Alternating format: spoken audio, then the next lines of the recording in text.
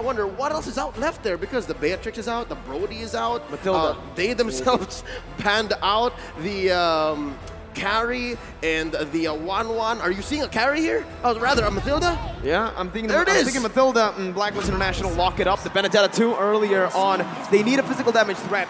And guess what? The Barats actually work super well with the Matilda, and that's the reason Echo banned out all these marksmen. They wanted to go for the Lunox, they wanted to go for some burst damage and some more magic damage, knowing that Sanford on the Lapu likes to go for just a lot of damage. Remember, yesterday we saw the Hunter Strike, the Bloodlust Axe. This is a very physical Lapu. I would say, with the draft coming in from Blacklist International, this is a very good draft to start game number 1, because it is a very simple draft. This is what is going to give you confidence moving to game 2 onward. So honestly, I'm liking the draft coming in from Blacklist, because you can make very little mistakes with this kind of draft, with this kind of gameplay. Yep, signature picks for all of our defending champions. For Echo, I'd like to say the only thing that's missing for me is the split push potential from Bennyqt. It's not as potent when you're on a hero like Lunox, but what it does have is amazing team fight engagement, a lot of damage when you hit your power spike. Ladies and gentlemen, here we go. Indoor Sinayan and all across the world, I hope you're ready. It's time for game 1 in this best of 7 between Blacklist International and Echo. Looking at both drafts, I would assume that they're not going to fight a lot in the early stages of the game. They're going to fight around Riverside. They're going to fight for the control around the turtle, because they want to make sure that they have the levels first. So if you see any kind of rotation, it's all about maximizing the minions to make sure you get as much level 4s on your heroes before going into the turtle phase. With 2 utility junglers, this is what you can expect, right? A lot of emphasis around the mid control.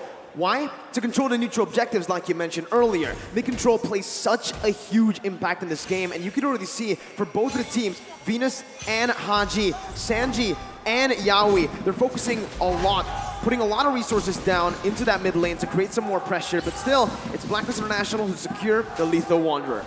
Okay, so now, looking at Blacklist as well as Echo, not a lot of action will come true.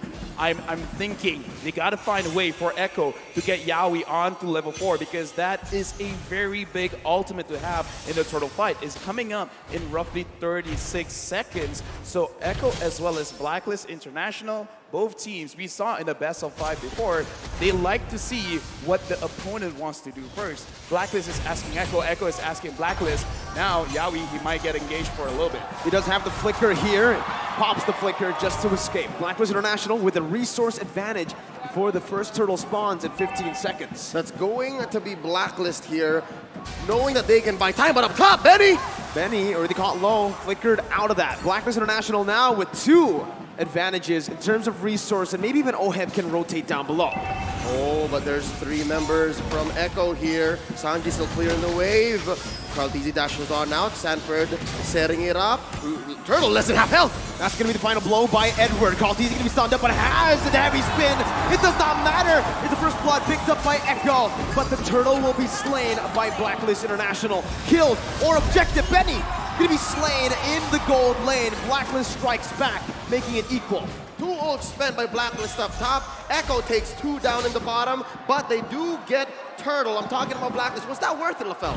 I would say it's not that worth it, because in my personal opinion, getting kills is very good because you can establish map pressure, because what's the objective of getting the turtle? Sure, you want the gold, sure, you want the XP, but you want more control. Now, Edward going up against Sanford taking quite a bit of damage, and Sanford's going to get chased.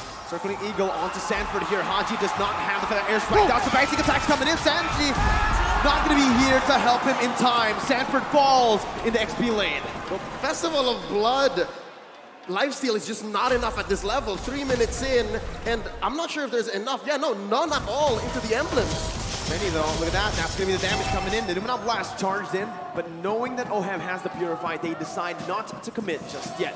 Yeah, looking at all of the emblems as well as the way that they're setting up, Sanford, his personal goal in this game is to get at least 3 kills. Once he has that 3 kills, he will maximize his emblem. Oh, my Venus getting poked out just a little bit. But now, looking at the map, if Echo could give those 3 kills over to Sanford, we can see Echo being a little bit more explosive. You can expect that Sanford's going to look for it. He's going to pressure Edward hard here. Sent him home just now because they want to time the way that this turtle goes. Again, we're 20 seconds away. Bennyqt pressuring Oheb as well. Oh My Venus and Yawi playing footsies, making sure that their gold laner gets the advantage. The zoning coming in again, right? This is what we kind of expect in the gold lane matchup. Harith, once you get to level 4, isn't really going to be able to threaten the Lunox.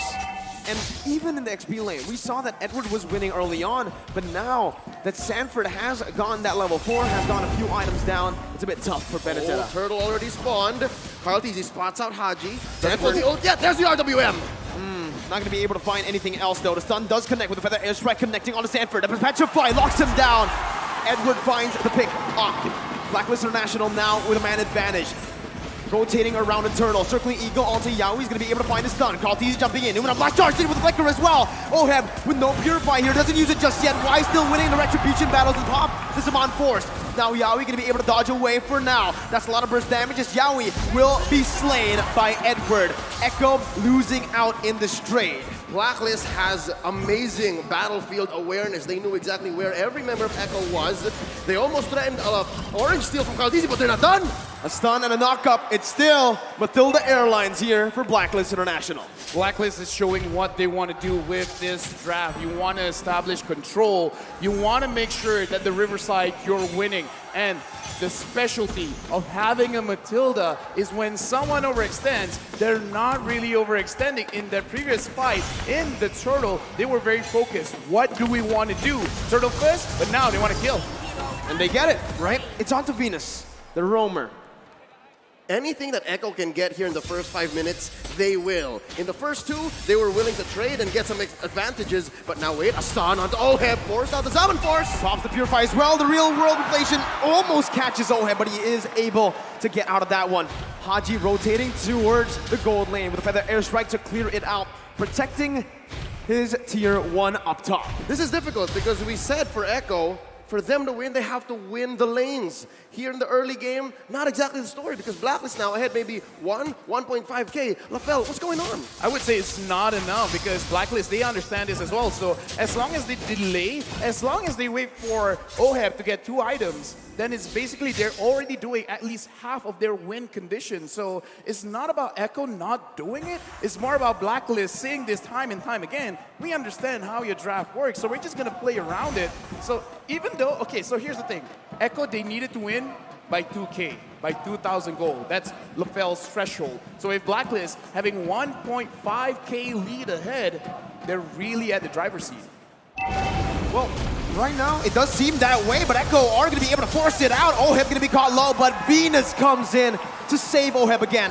Hadji with the rotation, circling Eagle to lock Yawi down. Good selection right now. So the airstrike will come through. Yawi going to be able to get the stun down onto Venus before he gets taken low. Now, guess who's here? It's Sanji with real world inflation. Jumping in, but there you go. It's going to be the guiding way. Hadji going to be slain though by Benny, who uses the chaos to take him down. Sanji still poking Venus down. Echo are looking to get the siege down onto the tier 1. Meanwhile, on the turtle side, Karltzy is going to be taken low with Sanford with the 2v2. That's going to be the bravest fighter. Popped into the back line right now. Karltzy going to be able to find it, and Wise is going to fall. Edward finding the stun onto 2 with an eye for an eye to dodge away from the CC. But still, Echo, they win out on that trade. Not just that trade, but on 2 fronts. They pushed up top, got a kill down bottom, and took the last turtle of the game. We got a lot here because, again, 500 gold, that's great, but Sanford having 1 kill. He has 1 stack on his emblem, and now looking at this, Karltzy is in too deep. He's looking for a steal here. He does get the orange buff, not punished enough by Blacklist International. Oheb and Hadji falling in the gold lane once again. We spoke about this. Winning lanes is how Echo can get it done, and Benny, 3 kills on him right now. Finest example of caster curse. You start talking about it, you start questioning it, and it comes up almost immediately. Yawi with the Numinal Blast. Definite welcome to cancel it out. That's the anti-CC coming in. The Sanji does the damage onto the tier 1. Bravest fighter by Sanford just to get out. Gets that anti-CC down, unstoppable. Meanwhile, Blacklist International trying to make their way up to the gold lane. Gonna be poked down by Benny as Karltzy sieging down that tier 2 in the gold lane. Karltzy gonna be careful here, takes the turret down, gets out with with relative ease. What a swing for the House of Highlights. Unbelievable. I can't believe that maybe 4 or 5 minutes ago we were talking about how Blacklist was ahead, possibly way past the LaFell threshold, but now it's Echo who's pushing it, 2.5K ahead. Well, they have gone way and above the threshold, and the way that they did it is because they understand, okay, we're just going to stay in lane. There's no use trying to out-rotate Blacklist at this point, so we're just going to say because Oheb is going to be the one that's going to deal a lot of the DPS damage later on, so shut him down first. Right now, there might be a skirmish in mid. For the airstrike was used up just to clear up the waves. Echo, with his composition so far, can constantly be threatening these sieges.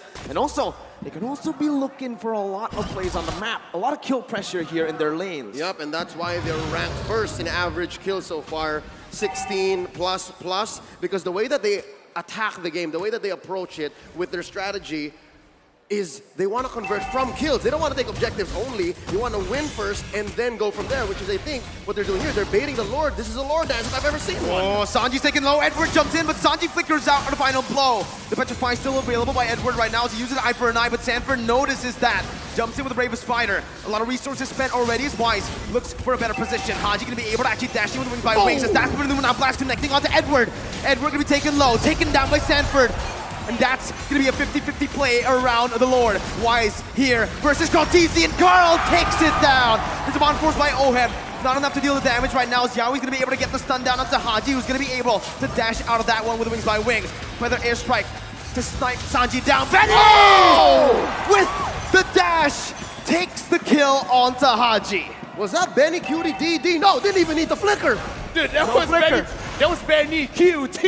And again, looking at the items here, because we got to see whether they are strong now or not. Looking at Bennyqt, having 3 core items, Cloud Destiny, Lightning Treasure, as well as Divine Glaive. Right now, oh my Venus getting engaged by Yawi. Illuminati Blast again, locking the Queen down.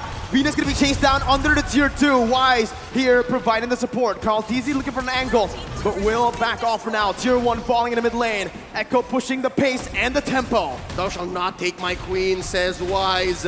Echo pressuring mid lane tier 2, even tier 2 down bottom. That's Sanford going solo, Lord up top. Echo is 5K ahead here, 11 minutes in. It's still not over because Blacklist International, they can still come back because they have a very beefy front line, as well as a lot of damage coming in from Hadji and Oheb. Oheb just finished the Holy Crystal. Looking at the damage from Hadji. Hadji can't connect it just yet. Karltzy is spotting people out. The Lord is here. Will Echo engage?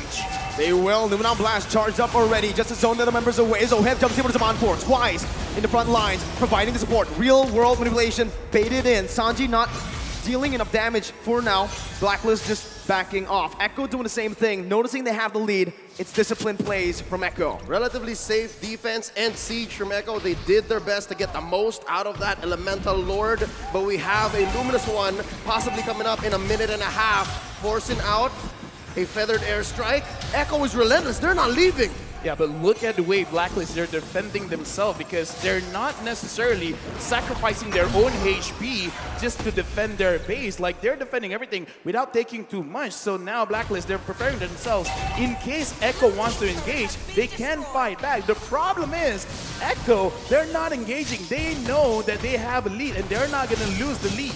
Looking at the items as well, oh, but before that, looks like everyone is just clearing everything out. Looking at Hadji, he already has 2 main items. He's waiting for his own Holy Crystal. Once he has the Holy Crystal, the kill pressure is going to be a lot onto Echo. So right now, Blacklist, it looks like that's what they're waiting on. They're waiting for their carries to actually complete the items first. It looks like Echo has cornered Blacklist into their base, and this is the trademark Blacklist defense. A lot of teams worldwide have been on the receiving end of this defensive rubber band, and it's not impossible that Blacklist still comes back, but with Echo at 6K playing this defensively, playing this disciplined, waiting for this Lord coming up in 5 seconds, it looks like Echo also knows how to combat that. It's going to be really tough now with a 7,000 gold lead technically built up by Echo. But with Blacklist minimalizing their losses, it seems like despite that 7,000 gold deficit, they're still able to contest, they're still able to open up the map without grouping up as 5. Yeah, looking at the map as well, Blacklist, they're not really moving away from each other. They should understand that this Lord is going over to Echo for free, having that Lunox makes it very difficult for you to contest. And that's the power spike we're looking at. Echo, this is the inevitable. They have set themselves up for success here. And for Blacklist, the answer is to send Agent Zero, send Edward into the long lane and try to push that, because not a single tier 1 has fallen for Echo. They didn't even have to use the Retribution, by the way. So Karltzy was able to steal the purple buff away. So right now, again, Echo are just building up the way, slowly but surely, to finally take some base turrets down. This is what kind of feels bad as a Barras. You kind of don't care too much about your buffs getting taken away, but what you do care about is it's hard for you to maintain those stacks, because Barras is at his strongest at like, what, 15 stacks? Because looking at Wise now, that is a pretty small Wise. That's a small dinosaur there, and you're right.